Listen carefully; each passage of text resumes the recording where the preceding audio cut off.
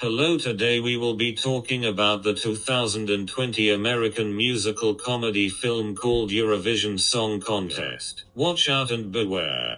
The film starts in the past, showing a young Viking boy from a small town in Iceland named Lars Eriksson, having issues socializing and being a complete loner in a family gathering. All of a sudden, he breaks out singing and dancing once the Eurovision Song Contest plays on the TV, causing everyone to laugh at him. The only one who doesn't laugh at him is Sigrid, his childhood best friend, who has a crush on him.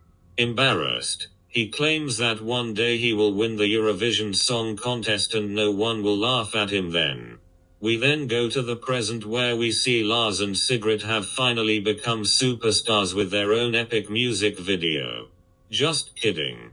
The music video was all in their head, and in reality Lars is a middle-aged loser living in his dad's basement, still trying to make it big despite no success, and Sigrid is still with him, refusing to give up on Lars and his dreams.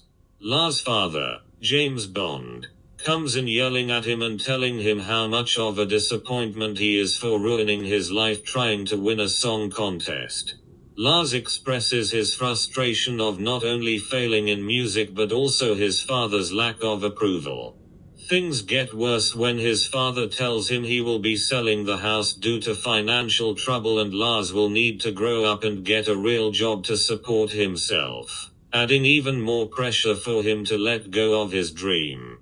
The only thing Lars has going for him is Sigrid and his gig at a bar, despite only being allowed to play the same song over and over. Everything changes when the Icelandic National Broadcaster Committee randomly selects Lars and Sigrid's song to compete in the Songvakeppnin, which is Iceland's pre-selection contest to pick who will represent the country in Eurovision each year. Sigrid takes Lars and goes to the countryside with him to give an offering to the elves, which she sees as Icelandic gods, so that they can help them win the contest, but also hope if they win, Lars could finally look past music and love Sigrid and start a family with her. Lars and Sigrid drive and prepare, but when it's their turn, as usual, Lars embarrasses himself and ruins the performance, even though his song is actually pretty good and Sigrid is a great singer. Afterwards, Lars runs away and Sigrid tries to comfort a distraught Lars, who refuses to join the other singers celebrating on a boat party, including Demi Lovato. He questions why Sigrid still stands by him despite him being a complete failure and kiss. Suddenly the boat with all of the contestants in front of them explodes, killing all of their competition and by default making them the winners of the Songvakeppnin. When Demi Lovato's arm lands in front of them, they cry tears of joy. The Icelandic National Broadcasting Committee has no other choice but to let them represent Iceland. The clumsy duo then go fly to Scotland, where the Eurovision contest is held that year. They enjoy exploring the city on their segways and almost share a romantic moment, but Lars cock-blocks himself once again and starts rambling about his musical aspirations, and they then meet other contestants, most notably the flamboyant Russian named Alexander Lentov, who takes a strong liking to Sigrid. While Lars enjoys finally performing on the big stage, Sigrid is overwhelmed by all the added special effects, and tensions grow in the duo's relationship. Later the two get invited to Lentov's party filled with statues of Lentov and his hot dog. They start to get separated by the other contestants who want to have fun and clap. Things escalate and the party turns into a full-on musical, with past winners showing up at the party and singing songs. After a wild night of partying separately, Lars and Sigrid both wake up in strangers' beds and are convinced that they cheated on each other despite nothing happening. Lars literally didn't know how to get his hot dog up. This causes them to break up and end practice, and Lars starts talking to his reflection. He then gets into a race war with some American tourists and sees the ghost of Demi Lovato trying to warn him of danger. Completely not relevant to the plot, but whatever. Lars then tries to go to Sigrid to apologize, but instead hears her singing her own song in Icelandic. Lars realizes Sigrid has her own musical aspirations and dreams and would prefer to sing her own song in Icelandic, but has suppressed her own goals and has lived to fulfill Lars' dreams instead. Lars feels bad about selfishly ignoring her dreams and fully focusing on his at her expense. The next day is the day of the semi-final and Lars and Sigrid apologize to each other and rekindle their relationship. Lentov gets jealous and tries to get them to turn on each other but fails. Lars and Sigrid go out to perform and surprise the world with how good they are. Even Lars' father, James Bond, tunes in and finally shows pride in his son. Everything is finally going their way when, unfortunately, their set falls apart when Sigrid's dress gets caught in Lars' hamster wheel and nearly kills the two, but more importantly for Lars, killed their chance to win.